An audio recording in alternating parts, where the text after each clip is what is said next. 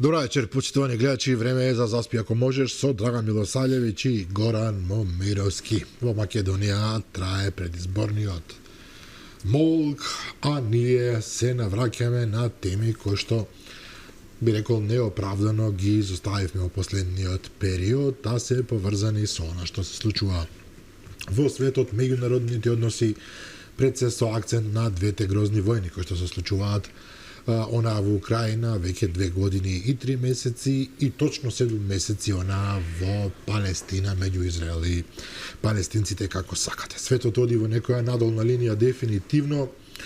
Македонија се движи заедно со целата планета. Не можеме да побегнеме од тоа што се случува. И затоа веќе решиме да поразговараме малку на овие теми, да изанализираме каде сме ние, каде е светот во овој момент, каде ќе оди понатаму. И за таа цел го поканивме во студиото нашиот блискоисточен пријател, инаку експерт за меѓународни односи, господинот Раби Седрак. Добра вечер. Добра вечер. Благодарам за поканата. Раби, секогаш задоволство кога ти си во нашето студио, кога вие сте во нашето студио, се извинувам, вака малку интимизирам непотребно. Велам, едната војна трае веќе 2 години и 3 месеци, другата трае 7 месеци, денеска е влега се во 8-миот месец практично, и тоа токму денеска, речеси како да погодивме, израелската армија влезе во последниот град практично во Палестина, Рафа, барем ние така ја викаме Рафа, не знам како се изговара оригинално. Рафах, да. Тоа е последниот град каде што се наоѓаат околу 1 милион бегалци од другите региони на Палестина. Тоа е веднаш до границата со Египет. Денеска видовме снимки како израелските тенкови буквално ги заземаат оние гранични премини меѓу Египет и Палестина и практично луѓето кои што се на територијата на Палестина сега се буквално затворени. Траат сериозни судири, многумина протестираат, да не забораваме дека на универзитетите во Америка, па и во Франција, во Англија, постојано има протести кои што полицијата прилично радикално ги сузбива со апсење и така натаму. Меѓутоа војната се оди по својот тек. Еврејскиот седно премиер Бинјамин Нетањаху рече дека нема намера да запри покрај притисокот од САД, дека не би требало да влегува израелската војска во Рафах. Официјално пропаднаа мировните преговори, еве да кажеме, значи имаше еден обид преку блискоисточните земји да се направи мировна некоја композиција која што ќе овозможи прекин на огнот, и Хамас, она вооружено крило на палестинците, се чини дека беше подготвен за такво нешто, меѓутоа сето тоа падна во вода и војната сега продолжува со уште посилно темпо од можеби очекуваното. Да. Вака, ја последен пат сме разговарали за ова тема, беше, мислам, на 10 октомври. Беше 2 дена од како започна војната. И тогаш кажав, и уште го кажувам, дека една голема целта од ова што се случува е местењето или на селувањето на народот што живее во Газа, во Синај и во Египет. Тоа е главниот проект. Преместување, преселбата на палестинците од Газа, точно во Синај во Египет. Тоа почна планот, го кажав тогаш, во 2011 преку администрацијата на Обама и се повторува пак во случувањето на овие настани од октомври прошлата година. Да, но тука ја гледам секогаш од другата страна. Значи, јас со тоа како со сила, затоа што сите осудуваме лошите настани, убиствата, кога има цивили вакви, одигираат многу, значи има сега имаш 100.000 жртви помеѓу мртви, помеѓу загинати, помеѓу помеѓу повредени, помеѓу вакво, што нешто не е нормално. И јас гледам тука, бидејќи не сме дојдони да анализираме сега емотивниот дел од тоа, туку големата слика и тоа. Во тоа гледам дека по крај предупредувањето на САД на Израел да не влезе во Рафа, му предупреди долго време. Кажува дека добро, сакаме да знаеме што ви е планот. Дајте детален план. Они дури направија еден план како да кажам, фиктивен, или тоа рекоа дека секој село ќе влеземе, ќе го испразниме овој село, ќе ги ставиме во одредени места спремни веќе за нив, па после ќе чистиме луѓето од Хамас, па после пак ќе се вратат, ќе влеземе во вториот село. Ја гледам дека тука гледам губењето на кредибилитетот на САД. Не само на овој, да кажаме, насоката на тоа што се случува во Газа и во Блиски Исток, тука и исто на ниво на Украина, што верувам дека понатамо ќе зборуваме за тоа, значи покрај предупредувањето на САД за Украина да не ги бомбардира магазините за нафта и тоа во Русија, затоа што предизвикува тоа што сега го гледаме во Америка кога стигнат $4 галонот на нафта, никој не ја слуша веќе САД. И ова го гледам јас опасно. Зошто и што има врска во тоа што го зборувам? Дека денеска Натањахо нема страф од никој. Затоа што Америка беше, САД беше, да кажаме, како полицајецот што му кажува ајде до тука и прекени. Пред 2-3 недели, кога Иран напаѓа Израел, јас гледам дека Америка е таа што има давано зелено светло за Иран да го напаѓа Израел, чисто за да не се повлече во непотребен конфликт, нов, директен со Иран. Така да гледаме дека Натањахо нема страф од ништо, не ја слуша Америка, не ја слуша Британија, нема страф од меѓународната судија за криминалство ICC. Имаше некаква најава дека меѓународниот суд за војни злосторства би можело да го процесира Нетањаху, меѓутоа тоа нему менува ништо и гледаме дека никој не може да го сопре. И влезе во цела сила. И сега кога гледаш ти човек што прави вакво нешто, затоа што ова стана збор тука за екзистенција, не за Израел, но на својата екзистенција, да кажеме, политичка, затоа што тука или треба да победи и да покажува дека он заврши работа со Хамас, или ќе влече цел свет во војна, каде, значи, он си гледа себе на крај, не си гледа неговата нација. Доказите на тоа дека внатре во Израел има секој ден протести против него и последното, како пропаганда се прави, значи, таму има некој што го советува, тој Етмар Бен Гафир се вика, што му советува за секоја работа и дури се скалира работата помеѓу они 20-та, дека он и тој што му тера да влезе во Рафах да прави вака и тука со поддршката на медиуми покажуваат, например, се случи несреќа со автомобил со него, ја покажуваат дека убит за убиство на Етмар, што не е баш точно, затоа што го истепали пред не одамна кога излезе од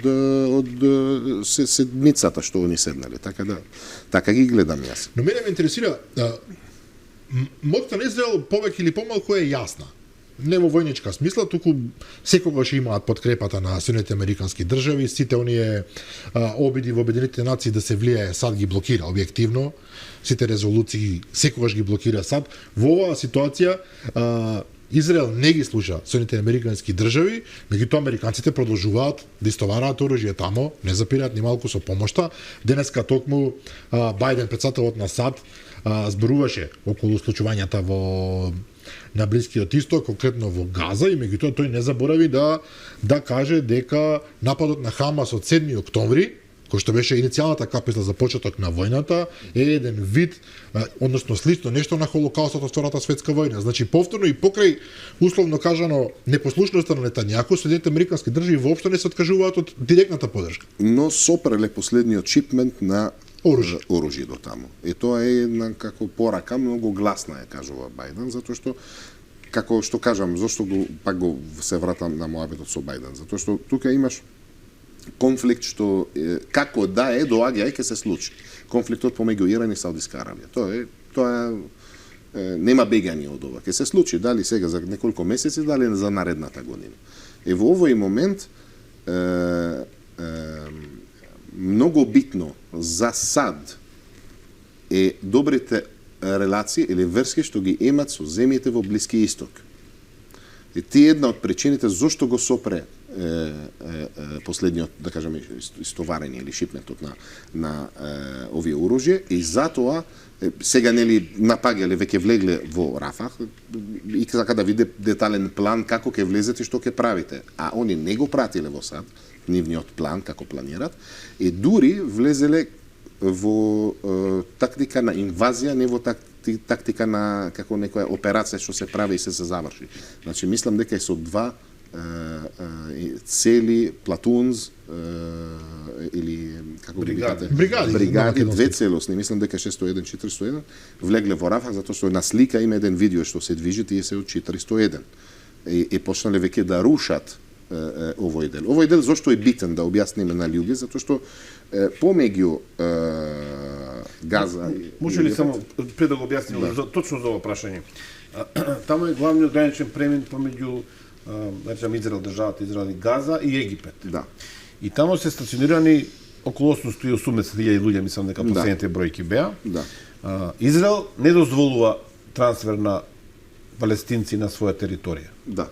Со кого игра Египет во ситуацијава?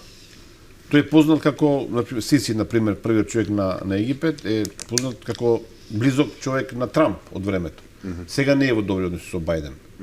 Но за луѓето и мене ме интересира. Зошто Египет не се согласува да се направат бегалски кампови, например, на египетска територија?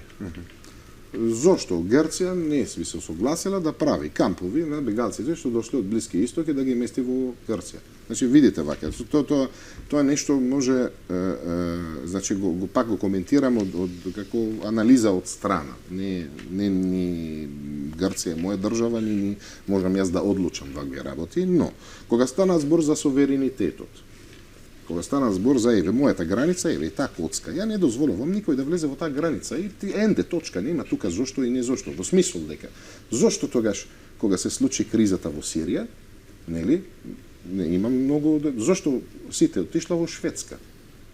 Зошто во Германија сите отишла? Дојдоа преку Македонија, отишла нели Србија, Унгарија, не знам каде. А не во Саудитска Арабија, зошто не во Саудитска Арабија? Зошто не во Кувейт? Зошто не во Бахрейн? Зошто не во Оман? Зошто не?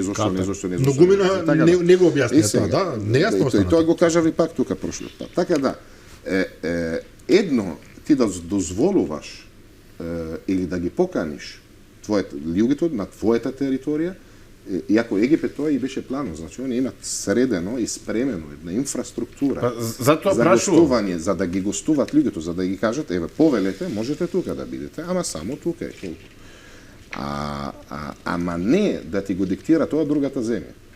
Без разлика која е другата земја. Значи, друга земја да ти диктира, да ти каже, земи овие кај тебе, луѓето во Блиски Исток и јас лично, ние би го земеле тоа како навреда, како закана или како уцен. Значи, не можеме. Но чекајте, Раби, вие бидејќи сте таму, ова е многу важно и мислам интересно во секој случај. Палестинското прашање за сите земји од Блискиот Исток е особено емотивно. Сите ги доживуваат нив нели како жртви на Израел со децении наназад и сите блискоисточни држави барем номинално велат дека тие луѓе се наши, ние секогаш мора да се грижиме за нив. И сега логично е во ваква ситуација да пружат рака. И Египет водела војна, две војни со Израел на палестинското прашање. И сега велат, не седете тука, таму има хуманитарна катастрофа во Рафа. Замислите ви 1 милион луѓе да се на територија од, не знам, 10 дел од Македонија и да имат се раѓаат луѓе. Па им фрлаат храна со падобрани. И вие велите сега, ние сме навредени, имаме инфраструктура од другата страна, можеме да ве примиме најголем дел, не можат сите, но ние сме навредени. Малку се нашава култура тука не го разбира баш ова. Веќе ви објаснам зашто. Затоа што тоа што почнав да кажам. Точно границата на тој место Рафах, помеѓу Египет и помеѓу Газа, се точно 14 километри во дужина. Од тие 14 километри во дужина, тоа го викат Филаделфија коридор. Така се вика во политички, или го викат аксес на Саладин, така и во војна, во војска, така се вика. Сега, овој место, од другата страна, што територијата што не е на Египет, другата страна. Египет има направено, by the way, Египет има градено, целата скоро инфраструктура на Газа Египет има направено, дали од струја, од градби, од сето тоа. Тоа кога кажав прошлиот пат, самото влегување на израелската војска во овој дел, они ги руши проектите што Египет почна да ги работи. И ова Египет имаше многу загуби, сега покрај загубите на човеки на такви работи во нивниот бизнис и нивниот интерес што го прават таму. Има големи магацини, каде Египет во тие магацини става сите средствата за помош за да ги помогнат луѓето таму. И покрај сето тоа Израел го бомбардира тој магацин. каде главното, каде доаѓаат сите камиони што биле во сликите чекале на граница, се одат таму, Израел ја бомбардирала. А делот на Рафах и нема никаква врска со останато делот Газа што се случи. Значи, они дошле до крај. Зошто? За да ги од двете страни да ги обликуваат од двете страни. И сега, пред да ги обликуваат, пред да влезат во Рафах. Да ги обиколат, Египет, значи, да ги обиколат. Египет спремно секогаш да помогне, спремно секогаш и преговорите помеѓу Хамас и Израел, Египет ги води, не ги води никој друг. И кога провере другите држави да ги прават, никој не ги слуша. Значи, дури Хамас прифатиле, кога интервенира Египет и дава нови предлози за да говорат на, како се вика, ceasefire. На прекин на огнот, да. На прекин на огнот. Но, од другата страна, не можеш, ако ти си суверена држава, да прифаќаш некој што е до тебе или далеко од тебе, да ти кажува што треба ти да направиш. Едноставно, затоа што Египет е една држава што постои пред 10.000 години. И да не постои пред 10.000 години, да стои пред 5 години. Тоа е суверенитет. Суверенитет. Ја до тука ти можеш да зборуваш. Тоа не смееш. Не можеш да ми кажеш ја дома што треба да направам. И по самото себе да ми кажеш што треба да направам, јас тука го подигнам нивото на спреманоста или како се вика на војската, затоа што знам дека нешто може да се случува. Шефот на Шин Бету Израел беше во посета на Египет. Тоа е главната тајна служба за внатрешна безбедност, Мосад за надворешна. Мосад за внатре, како тука кај нас АНБ или ова, беше во Египет со Joint Chief of Staff на армијата да се сретнат со војската на Египет. И после средбата излезе Египет и кажува: окей, ние не дозволуваме никој да прекршува територијален суверенитет и интегритет, да не може никој и договорот на Камп Девид што го имавме меѓу Израел и Египет. Тоа е пред 42-3 години. Да. И сега, зошто спомнам тој коридорот на Филаделфија? Затоа што овој дел беше под контрола на Израел. Не беше под контрола на Израел. И Ариел Шарон, кога излезе од Газа во 2005 или 2006, рече и даваме контролата на овој коридорот на Филаделфија, го даваме на Египет. Не сакаме ние да го имаме, затоа што он беше доволно свесен да види колку изгуби и луѓе, материјал, пари, време и се во овој дел. И рече, ке го оставиме тоа на Египет, они да го менажират и го ставиле како анекс договорот на Камп Девид. Тоа беше во 2005, го ставиле во договорот 2006. И денеска ти сакаш да прекршиш еден член од тој договор што е вклучен помеѓу 20-та. Тоа што не може да се дозволи вакво нешто. Затоа ви кажам, ова стана збор тука за суверенитет на една суверена држава. Хајде да речеме дека тоа го сваќаме. Од друга страна, Јордан е многу интересен во целава прика, него гледам кралот Абдула II, така? Тој во целава ситуација се поставува речиси произраелски. И кога беше нападот од Иран врз Израел, токму на негова територија беа, на јорданска територија беа американските авиони кои што рушеа ирански ракети и дронови. Да. Денеска гледав некој интервју со неговата кралица Рания, мислам се вика, таа убавата кралица, каде што таа повеќе зборуваше за 7 октомври за нападот врз Израел од страна на Хамас, отколку за палестинците.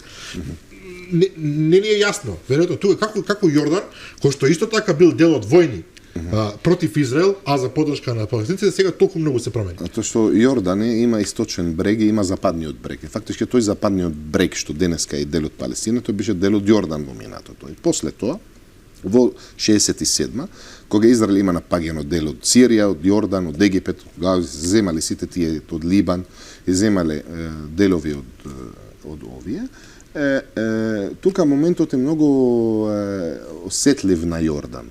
Значи, Јордан и првата земја каде палестинците отишле тамо и денеска бегалски кампови, тамо и во Сирија. Како бегалци, што имат отворени врати после Либан, првата земја беше Либан, втората земја беше Јордан.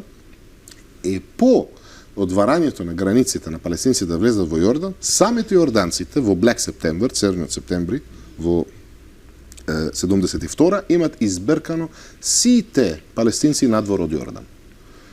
Така да, не можеме да влеземе во многу детали врзани со Јордан, ама Јордан е секогаш, Јордан зависи многу на незината стабилност, на незината безбедност, на незината работи на Израел. не на другите арапски земји. И затоа гледаш дека има приближување од Јордан и Израел повеќе отколку на пример Јордан и другите држави. Нема дури не ја слушаш секој ден на вести, посебна држава, посебни услови и така е. Да, во моментот кога беше нападот од Иран, многу земји, затоа што тука се наоѓаат загрозени и арапските земји. Тоа е едни од условите што ги постави Саудиска Арабија на Америка за договорот на, како го викате, натурализација, за Натурализација. да го договорите за да приближување со врските помеѓу Израел и Саудиска Арабија. Да, требаше дипломатски односи да се... Абрахамик акорд, има дипломатски односи, ама Абрахамик акорд, договорите, Абрахам договори, Да, договорот Абрахам договор, добро. што треба се да го прават со различни држави, со Имаратите, со Бахрейн и со Саудиска Арабија. Но тие пропаднаа токму заради војната што започна. сега- Буквално беа неделливо прашање. Така звучи. Барем така И ни беше нас презентирано. Тоа го кажав тука, дека после случувањето на тоа во 10 октомври, паѓа тука договорот што требаше да се случи помеѓу Саудиска Арабија и Израел. Но денеска Саудиска Арабија менува или се смени незиниот став дека она може да размислува на ваков вид на договор ако добива од Америка следно.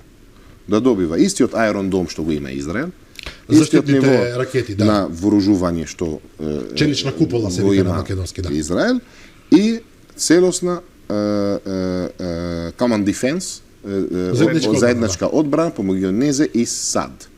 И во тој случај може он да прифати да прави ваков договор. Значи сите прават математики врз основа на своите интереси, отприлика Ама не треба никој да прави математики врз основа на други интереси. Треба се гледат само своите интереси, интересите националните твоите на државата. ова за Македонија би било многу Без корисно разлика. да се каже вака јавно. Ова го кажувам јавно секој пат и кога доаѓам тука или во другите места. Значи, суверенитетот на државата, суверенитетот на човек во негово работно место, суверенитетот на семејството, ти се црвена линија што не треба да се никој Никогаш да се премини. да се премени. Така да ова е АБЦ водење држава. Азбука така е. Може ли малку околу Победибе. економските аспекти на конфликтот на Блискиот Исток? Има различни шпекулации, па и да речем информации од релевантни извори дека и во морето пред Газа, и во Газа има сериозни резерви на природни енергенци. На газ пред сведа. Да, газ. Колку е тоа важно во целава ова, не знам како да наречам, рашомонијада на Блискиот Исток? Веќе завршена приказна помеѓу Египет и Израел. Значи, тоа, ако се сеќавате пред неколку години, имаше скрмеш. Престрелка. Да, помеѓу Турција и Франција и Грција и Либија, ако памтите. Да. Беше на изворот Зохар, што е во средна Медитеранско море. Фактички спрема плажата на Египет и плажата на Израел. И нормално се разбира дека и Либан е влезена во тоа, и Палестина, Газа Сите влезена имаат во тоа. своја И сите дури Кипар. И сега интерес, да. они тука стрчале брзо, они се направиле договор со Грција, Кипар, Израел, Египет и се договориле сето тоа помеѓу нив. Остана Турција надвор од тоа и тука почнат проблемите помеѓу Турција и да поддржува другиот крило во Либија тогаш и генерал Хафтар, другите, таа се старата приказна. Така да уште таа приказна и жива, но оние стават во мирување, чекат Трамп да дојде на власт. Тоа е има многу доказатели, многу докази дека сите овие земји се прават одредена математика за да се оди Бајден и да чекат Трамп. Добро, да но дојде. тоа е како се вика, сметка без крчма, не е тоа сигурно. Трамп можеби ќе победи, можеби не. Ама ја верувам дека земјите во Блиски Исток имат тој левредж што го прават на САД за да не го поддржуваат. Значи, еден многу прост пример. Кога се јави Краун принцот на Саудиска Арабија, со Трамп е збориле на телефон. Дали се сеќавате? Како беше Бин Салман, заборев како се вика. Да. Преку еден човек се вика Линдси Грахам. Не знам да. Сенаторот Линдси Грахам, дали се сеќавате на тој, се беше на Норт Каролајна Да, беше или? сенатор е еден од прилично агресивните, морам да признам. Што он само зборише лошо и го напаѓаше многу принцот, ако се сеќавате. Да. Пред неколку години и он отишол лично да се сретне со него во Саудиска Арабија, се сретне со него и во тој момент сите очекуваат дека ќе има нешто врска со поддршка за Америка и цетера натамо и така натамо, не. Кога збореле заедно, затоа што долго време сакат медиумите да знаат што беше природата на тоа, и он му кажува да го знаеш Трамп, да ми е тен многу добар другар, сакаш да му се јавиме, ајде да му се јавиме, збореле на телефон. И едва и дознат медиумите за што зборели, они збореле само дали ги виде анкетите за Бајден, моменталните анкети какви се. Да, ги сум гледал вакво, па ги е тоа. И толку, и заврши тука моабет. Ама ова е доказател дека, например, на ваков договор помеѓу Саудиска Арабија и Израел, Саудиска Арабија чека тоа да го направи кога Трамп ќе дојде на власт. Затоа што едно од пребарувањето е да прават нуклеарен реактор во Саудиска Арабија за цивили цели. Мохамед бин Салман е многу интересна фигура на Блискиот Исток. Да. Тој се однесува поинаку од неговите претходници, меѓутоа мене нешто друго ме интересира. Ако дозволи Горан, Иран во целата приказна. Сега буквално подготвувајќи се за оваа една емисија, читав извештаи на американски генерали кои што велат дека само за 5 години Иран го има трансформирано своето оружје, својата воена моќ неспоредливо многу. Значи Иран секогаш се доживувала како силна голема земја и така натаму со традиција, меѓутоа сепак инфериорна во однос на големите сили. Сега имаме ситуација во која што Иран според американски извештаи станува навистина сериозна регионална сила. Зборуваме со воена моќ. Не зборуваме само за оние дронови. На крајот на криштата и овие ракети што ги испратија кон Израел, кои што летаа по 2000 километри и колку се тамо, и успеа да погодат некои цели, беа показна вежба дека навистина Иран се претвара во сериозна држава. Не знам дали ќе ми замерат за ова, Горан, дека зборувам за Иран. Сега сериозна војна сила. Војна сила во тој смисол. Иран е сериозна држава. Не стана сериозна држава. Иран е една држава што би се случи инвазија во незината историја од 20.000 години, 2 пати само, на многу кратки периоди. Така да, старата Персија, за тие што не знаат. Иран е пресериозна држава. Само што никогаш не сте слушнале за некој напад што Иран го направи.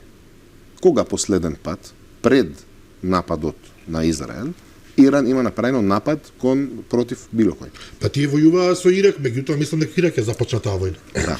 Хусеин 17 години траеше војна. Да. Кога имаше некој атентат или експлозија или вакво нешто во светот, каде стоеше Иран за тоа?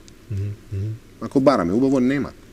Нема. Така да Иран е сериозна држава, ама Иран не сака никој да чепка со нези. Ако Иран се спремни да се бранат, и тие се сериозна држава. Садам Хусейн колку години он пробаше со нив да војуваше. Дури хемиско оружје користеше, меѓутоа не успеа да ги победи. Да, сакам да кажам дека е многу тешко да победуваш против држави што ти постојат десетини илјада години. Значи, тие се сериозни држави затоа што имат нешто се вика доктрина. Тоа сме го зборили тука може пред 2 години.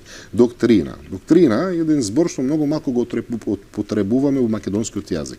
Тоа е доктрина и како Библија или како твојот светоглед се вика. Да, што ти го имаш и што го употребуваш и така ти ќе живееш животот. Така да не е толку лесно да ја подценуваме многу Иран, тоа преку пропагандата што се прави против Иран, исто како пропагандата, морам да го спомнам, како Северна Кореја. Ја сум човек многу љубопитен, сакам да дознавам и да читам. И сега одлучив да влезам во тоа со Северна Кореја. И на крај кога читав сето тоа, не гледав дека Северна Кореја направи никакво зло нешто или проба да смени нешто, демократии, вакви. Не памтам. Добро, меѓутоа фактот дека Северна Кореја е прилично тоталитарна држава сега, ако сме реални. Ама сега тоа што сакам да ви го кажам, ама на пријателско ниво, ама за да може луѓето да го разберат. И дали вие имате штета од тоа лично? Апсолутно не, апсолутно. Тога што ви е гајле. Да, сега што нека прават што сакат. И тоа токму заради вакво прашање што ние го дигнаме во вакви, ние дозволуваме на луѓето што дали сега медиатори, не медиатори, што немат никаков политички успех во нивниот живот, дали писатели или што прават поезија, да дојдат тука да ни предават како они да се политиколози или да разберат. Така да, токму ова, како човек може да се дозволува да коментира или да критикува внатрешни работи на туѓата држава. Добро, но тие што го прават тоа можат да го прават. Се објективно не живееме ние во поезија Седрак, не живееме точно да критикуваш, систем ама сега меѓународни односи каде што имате сили кои што го наметнуваат своето. Ама да го употребуваш сила, да го смениш нешто што вие немате доперна точка со тоа, ова е хипокритија, не знам сега точно хипокритија. Добро, хипокритија. Лицемерие се вика на да, и така да се да дојдеме да завршиме со Иран, дека Иран е голема сила, не мала сила, Иран е на мапа, страфот голем, Америка не сака да се влече во директна војна и конфликт со Иран и затоа на нападот што се случи во Израел, мислиме, многу луѓе мислат дека беше комуникацијата помеѓу САД и помеѓу Иран преку Анкара. Преку Турција. И беше предупредувано дека се случи вакво нешто. Иран имаше давано план за САД пред тоа да се случи. САД знаела предходно точно кај ќе паднат ракетите, дроновите, како тоа и беше порака ја пушти Иран до другите држави. И затоа во сето тоа гледам иден конфликт помеѓу Саудиска Арабија и Иран. Тоа е неминовно според вас. Како? Тоа е неминовно според вас. Ке дој се случи. Дали сега за кратко, дали за долго време. Ова што ќе се случи нареден пат. Америка скрос изгуби незиниот кредибилитет во Блиски Исток, или да кажеме Џо Бајден, Израел изгуби целата незината кредибилитет и пропагандата секаде во светот и Блиски Исток, да не зборуваме дека испразнувањето на магазините на Израел за да се пуштат муниции и вакви работи до Украина, тоа го збореви исто днес одветно време, така да почна целото тоа да се менува, затоа што силите што ние мислиме до вчера, луѓето мислат во вчера дека се сили изгубиле незинот кредибилитет, земјите што сите мислат дека не се толку јаки како еве што спомневте Иран, почнат да бидат и на игра и на површина. Па јас би се префрлил на Украина, ако ми дозволите, ја спомнавте сега вие Седрак, Украина точно е така, голем дел од тие 155 гранатите милиметри калибар од Јужна Кореја, мислам дека и од Израел отидоа лани некаде околу април-мај ова време, отидоа во Украина и практично ако некој знаел дека може да се случи ваква ситуација војна во Газа, многу нелогично решение да испратите толков контингент на оружје за Украина. Но Украина мене ми наликува дека по 26-7 месеци од војната тамо, овој конфликт оди кон замрзнат конфликт, фроузен конфликт, заради тоа што барем јас го следам, очигледно дека тамо немате големи поместувања на теренот, немате големи разместувања на нови воени сили. Во Украина има проблем со мобилизација на војска. Русија гледаме дека се стабилизира фронтот секаде, нема поместување. Можно ли е да наместо мировна конференција и решение на конфликтот да остане овој конфликт замрзнат и десетици години да функционира тамо полузавршена војна? Видите, ја не го гледам вака. Прво гледам дека кој ги влече сите конци на работите моментално од страна за пак да кажам што мислам за САД на луѓето што гледа. Дека САД не функционира како Европа или како другите држави. Нема тамо десни ориентирани, леви ориентирани. Има специјални групи за интереси. Има специјални групи за интереси што им интересираат бизнес. И така треба да биде секоја држава, да се мисли само за својот бизнес како е. И јас лично, тој ми личната анализа и мислиме. До денеска е Трамп он што ги влече конците. Затоа што пак се враќам на повикот на Грехам со Бен Салман во Саудиска Арабија со Трамп, посетата на министерот, како се вика, на надворешни работи на Англија до Трамп се сретнале.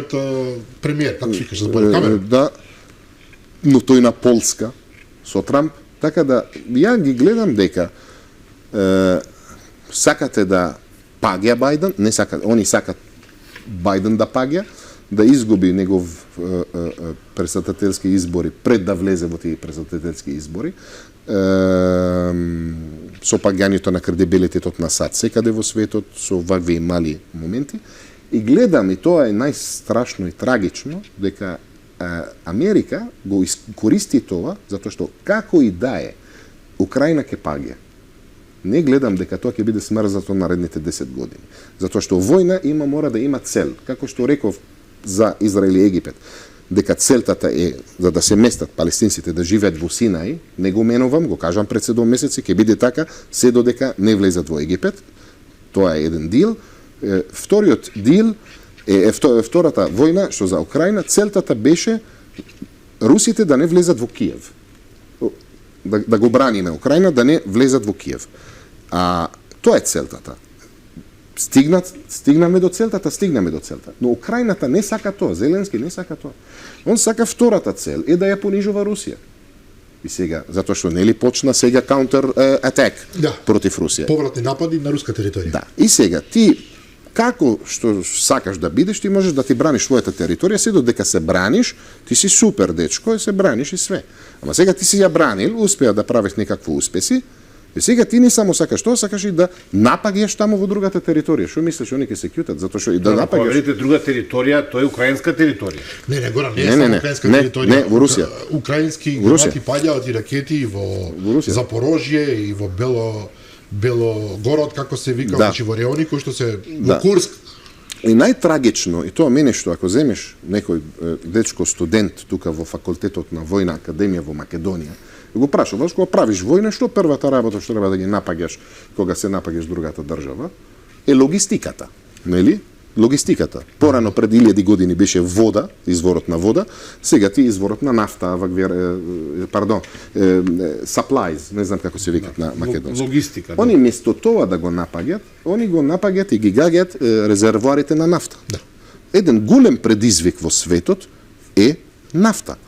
И они се жалат, или да blame, како се вика, обвинуваат Саудиска Арабија и Русија дека они го намалат производството за да се покачи цена. Не, покачувањето на цена доаѓа од Украина, не доаѓа од никаде друго.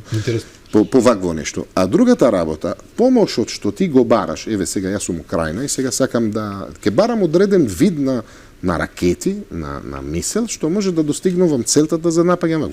Инаку, Русија како војува? Гледаш дека војува со доктрина, не војува со аматерски. Русија ги напаѓа, многу чудно е, затоа немат многу жртви, бројки вакви.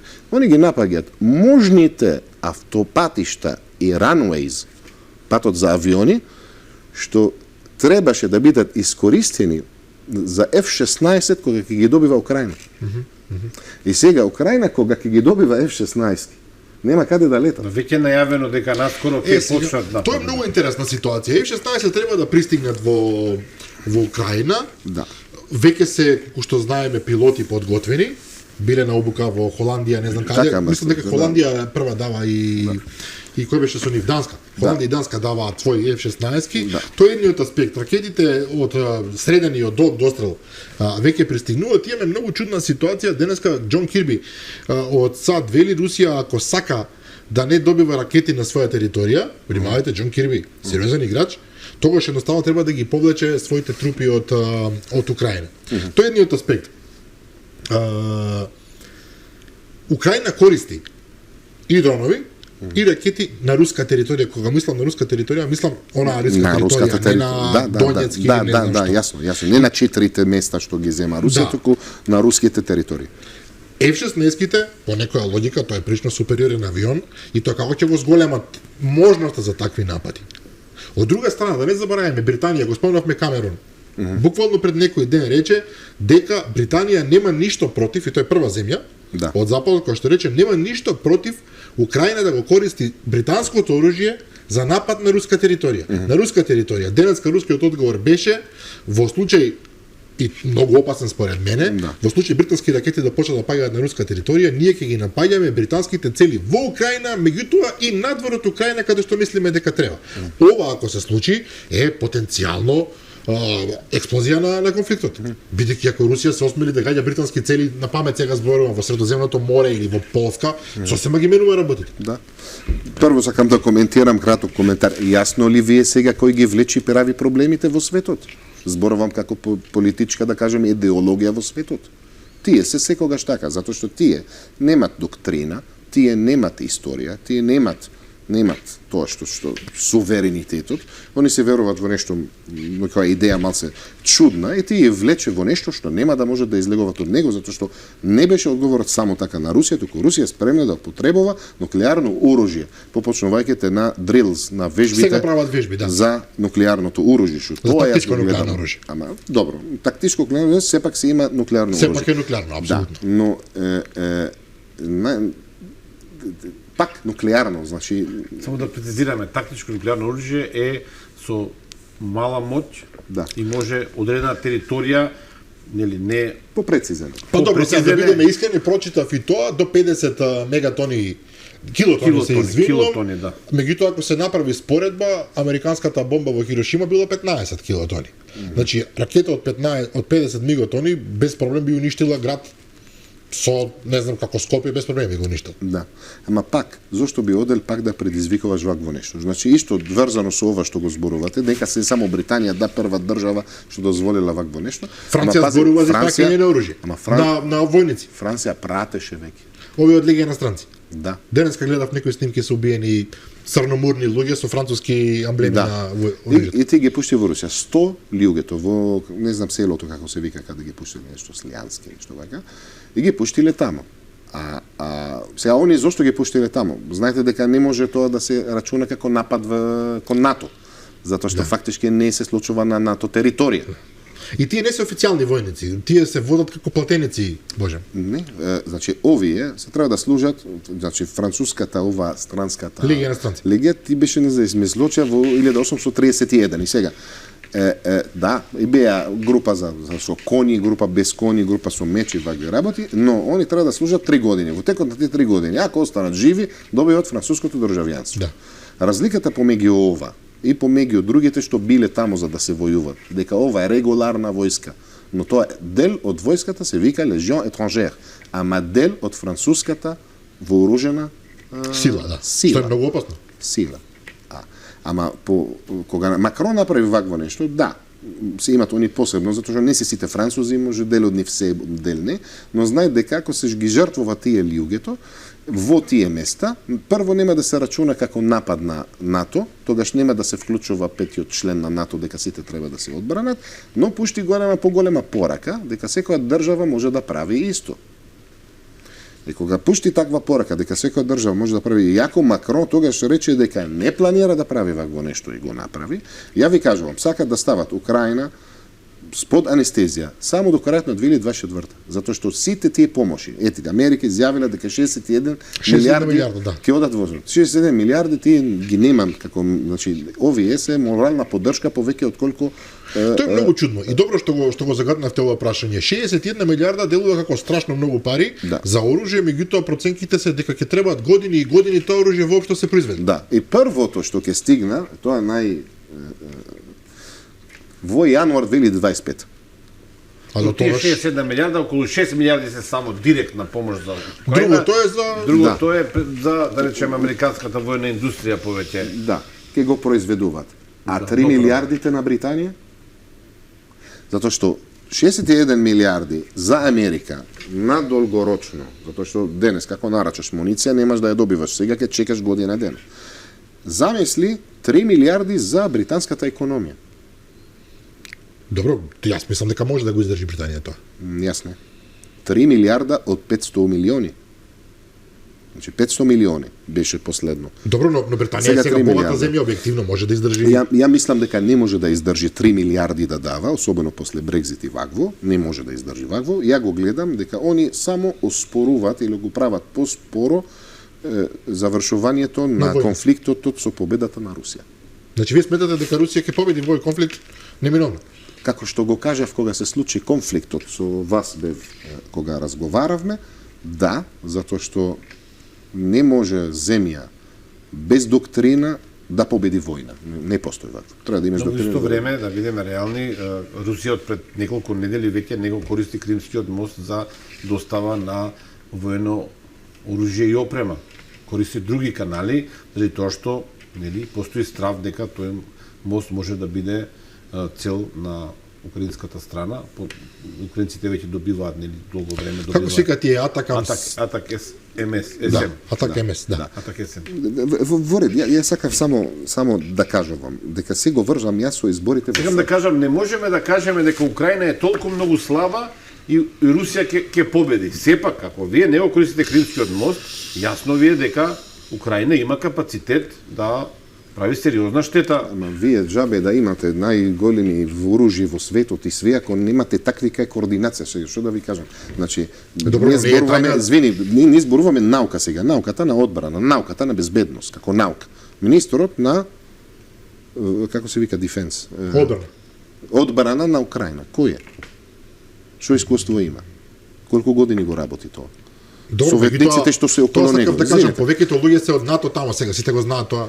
Ама и дај сега имат фрлано некоја за тоа палатата на Хари Потер и имат експлодирано сите во воздух во Одеса. Видите, пак ви кажувам, значи има начин сериозен за војување, има начин несериозен за војување. Ја осудувам селата сила, убиства вакви работи. Јас сум против тоа што се случува во Газа, затоа што стварно греота, јас сум против и тоа кажав прв ден тоа што се случува во Украина, затоа што јас не сакам кога цивили се повредат, затоа што јас еден момент во мој живот бев исто во сред војна. И знам што значи војна, каде цел голем дел од новата генерација не ни знае што значи конфликт, а не војна.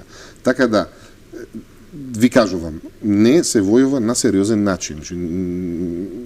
Не можеме да влегуваме во мали детали, затоа што ќе почнам да ве прашувам каде армијата на Украина, каде раководството на армијата на Украина, како ги менежираат, каде координацијата помеѓу оружјите што имат Украина добиено, ќе имат добиено помош од тука, особено последниот помош на САД, кога бе шокирани од количина, затоа што како изјави он дека одобриле помошот, они мислеле дека ќе дојде помош, нежно, кога дојде беа во шок.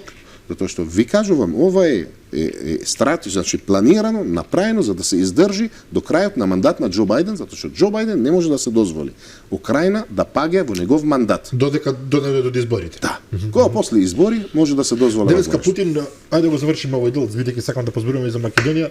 Денеска Путин петиот мандат го започна. Еве да кажам, Македонија, нашиот амбасадор не се појави на инаугурацијата. По инструкција од Скопје. По инструкција од Скопје, не беа и некои други амбасадори. Во исто време, украинската тајна служба уапси некои полковници кои што наводно се обидувале да го убијат Зеленски за сметка на Русија. Сега, Зеленски можеме да го критикуваме, ке согласиме Седрак за ова или за она, меѓутоа човекот покажа храброст, покажа некакви принципи, остана во државата, дури кога му нудеа да си замене да избега, и се обидува да се бори. Без разлика на некои, како се викаат, грешки или манјкавости, факт е дека Украина како држава на крајот на криштата загинаа 100.000 војници и се уште трае. Видете, пак извините за мојот коментар. Јас еве ја поддржувам Украина и све. Го сакам Украинот народ. Но не може храброста и дека стоеше во држава да заменува мозокот, да заменува искуство во водењето на државата. Значи видите вака кога ќе прашат во Блиски Исток, кога сакат да прашат кој сте вие, преводот на зборот, презимето. Не ви кажуваат што ви е презимето, ви кажуваат од која куќа си. Аха, од која дома си. Сега, ако си од дома, ако сте од дома на генерал во армија, нормално во твојот ДНК ќе го носиш тоа.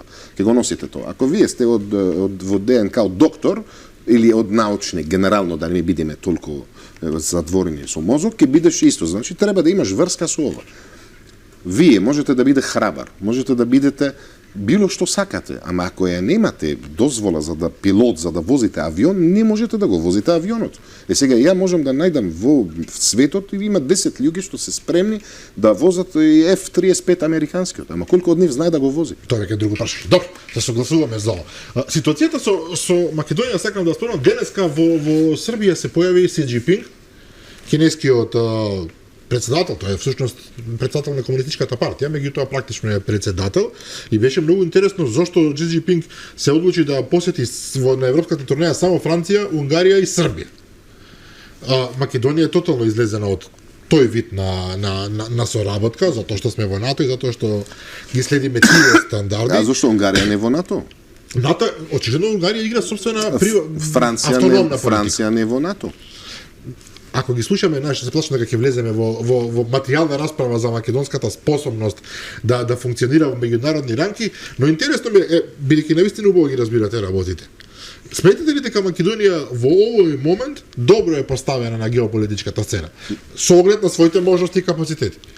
Со оглед со своите можности и капацитети, и јас што го мислам е едно нешто, as is, сегашната состојба е друго нешто. Затоа што јас, например, многу не сакам да слушам.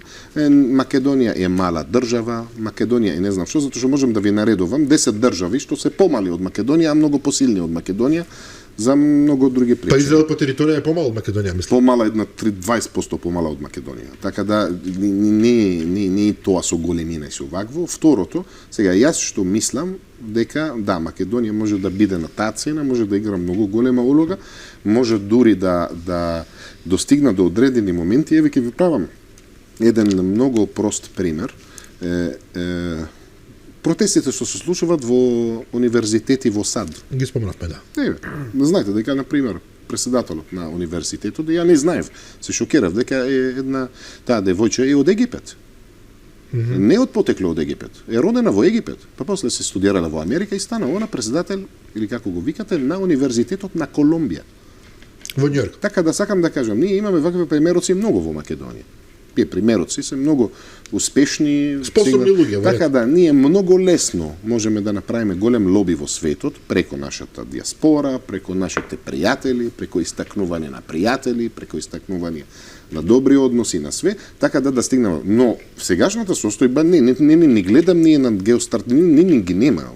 Нема Македонија, не прави никаква улога, нема ништо. Се додека чекаме некој друг да ни каже, тоа е. Така да, извини вака што е сурово одговорот, ама не. Македонија може, ама не. Факт дека не. Не е на цена, никој не знае каде е Македонија. Така да, ние нашата работа, ја кога патувам во странство, цело време, кога кажувам Македонија, објаснувам, раскажувам за Македонија, ама треба сега Македонија да ми помогне малце да ги покажам тие повеќе работи на луѓето, не може само со мои зборови, ова пробувам да го кажам.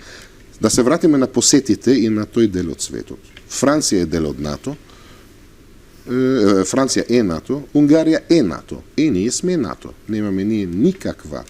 Сега да, има страфови од кинеско влијание, тоа точно, значи тоа го правиме во примероци на бизнеси. Имаш на пример одредени сектори во бизнес каде фабрики во свет стојат една во Америка, една во Кина. И сега веројатноста дека Кина ќе ти става некој свич внатре во тоа кога ќе го купиш ти е поголема отколку Америка. Америка како да е, Америка ќе ти става тоа. Ама мојата доверба во американскиот дел дека работата не во рака на еден човек што може да станува отредента и да кажува ајде исклучете струја од Македонија.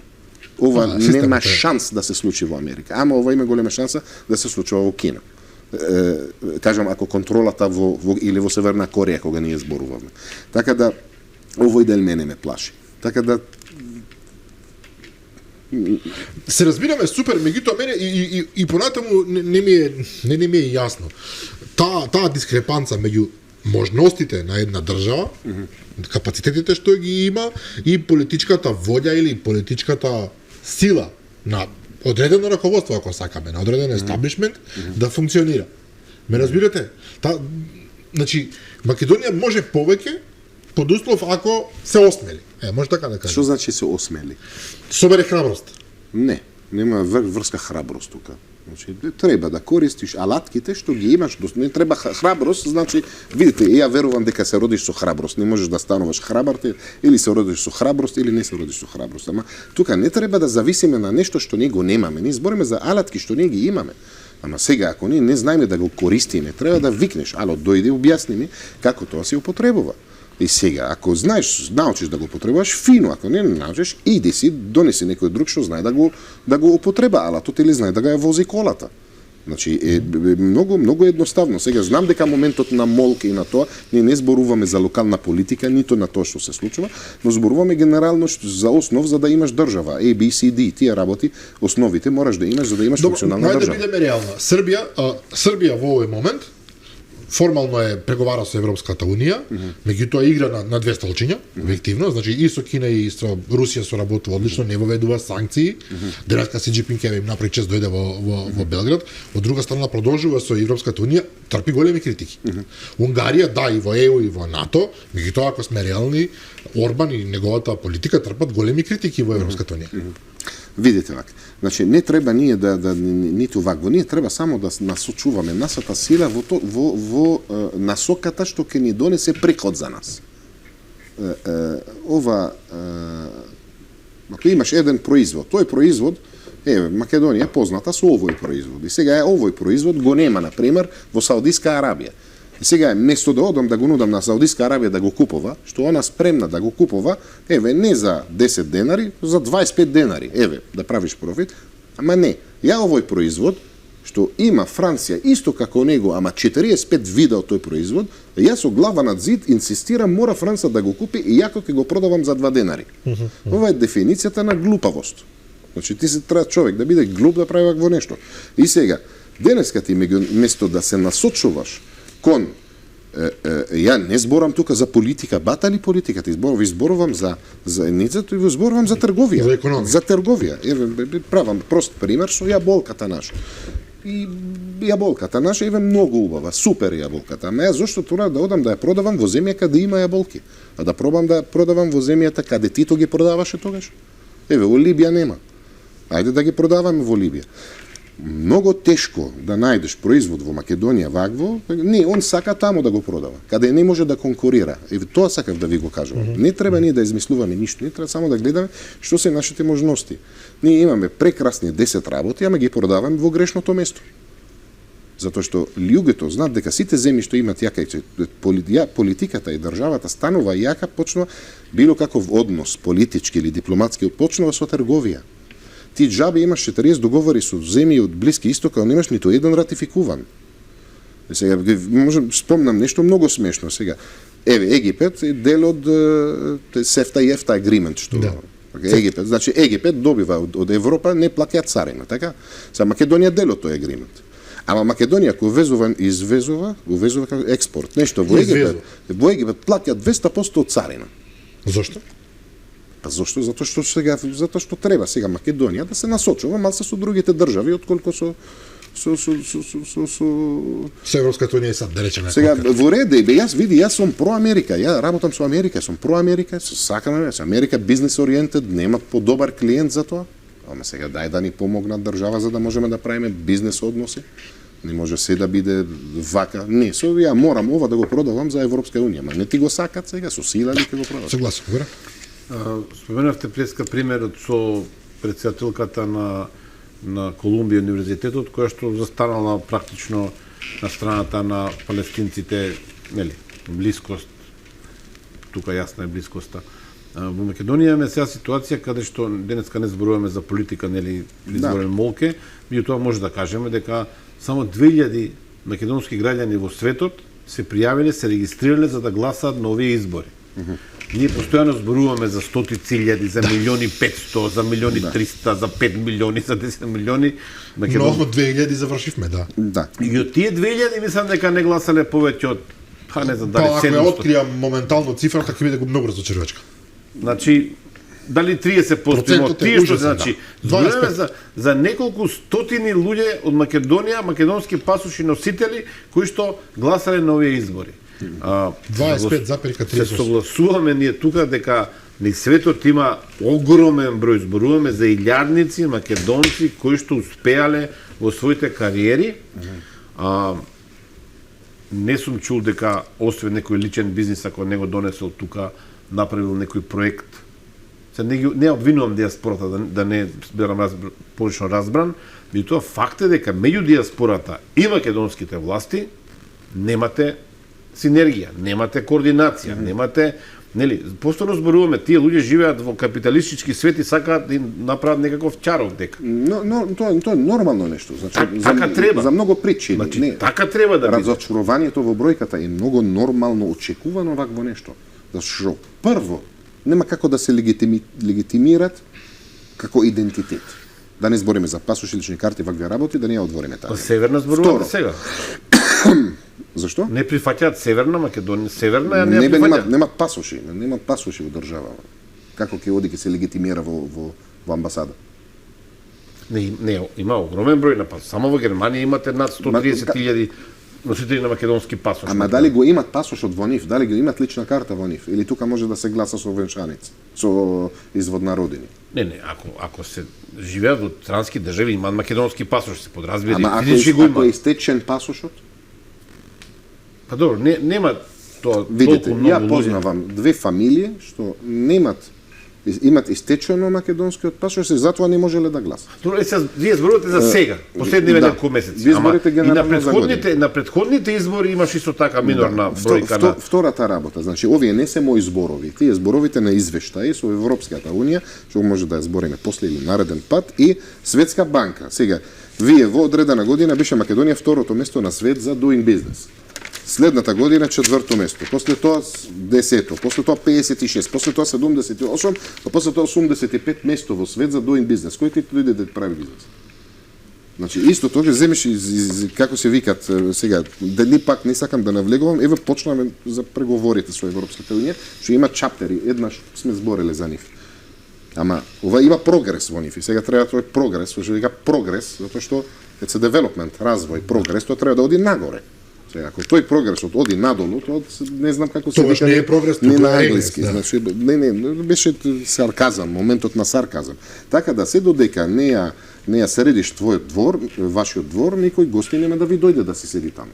Така да очекувано е да има толку намалена бројка заради 100 причини, не само заради една причина, почнувајќи од личните документи, завршувајќи со со doing бизнесот, со корупцијата, со преговорите на Европска за чаптерите зборовам за затоа што поглавието едно за environment, едно за тоа, значи ако земеш во се гледаш дека клучните работи што значат за било кој човек што сака да внеси 1 денар во една држава, гледаш дека прогресот е многу слаб во тој дел. И секако дека нема да се охрабруваш се додека немаш гаранции.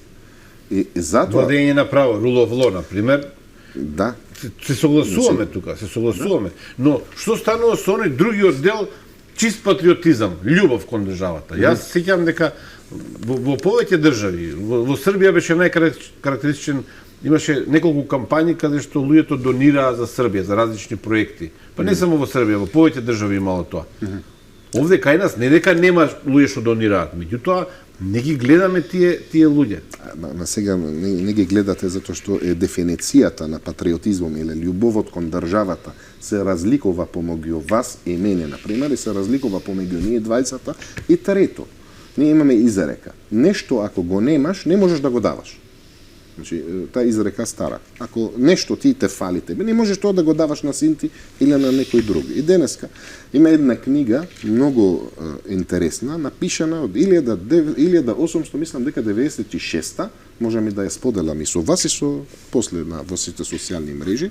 Многу интересна, тоа беше писател, се движеше во Македонија и во регионот во Балкан и он само опишува, тоа се вика дескриптивно пишување. Значи он пишува тоа што гледа. Патеписец. Не беше определен ни на партија, ни на ништо. Пишува многу интересно нешто. Не сум се сретнел со никој во Македонија кој не ми вели дека има или српско потекло, или бугарско потекло, или грчко потекло, или албанско потекло, или турско потекло, освен егејци. Освен? Егејци.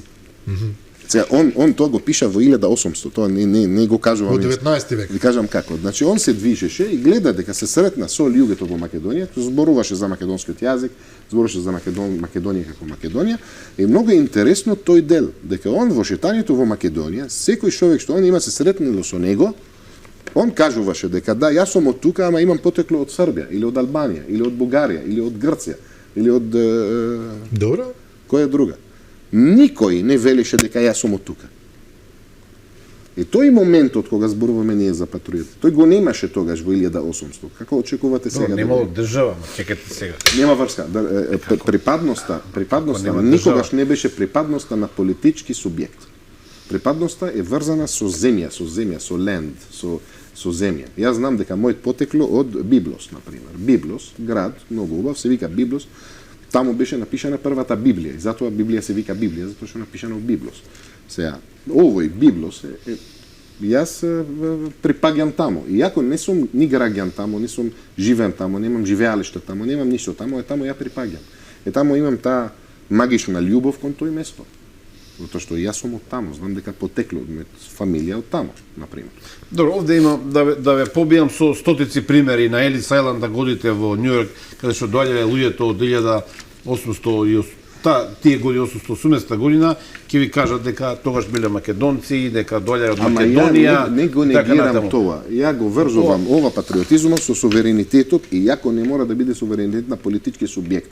Суверенитетот на семејство, суверенитетот на моето работно место, суверенитетот на селото или опчеството каде ја живеам, како се брани селото, како се брани.